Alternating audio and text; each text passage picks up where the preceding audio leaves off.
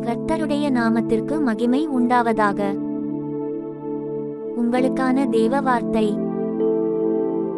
சீயோனிலிருந்து இஸ்ரவேலுக்கு இரட்சிப்பு வருவதாக. தேவன் தம்முடைய ஜனத்தின் சிறையிருப்பை திருப்பும்போது யாக்கோபுக்கு களிப்பும் இஸ்ரவேலுக்கு மகிழ்ச்சியும் உண்டாகும்.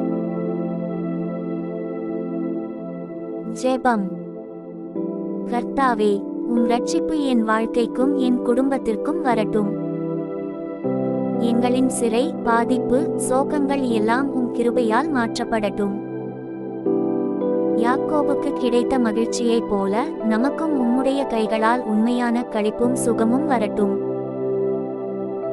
நான் எப்போதும் உம்மை நம்பி உம் வழியில் நடக்கிறேன்.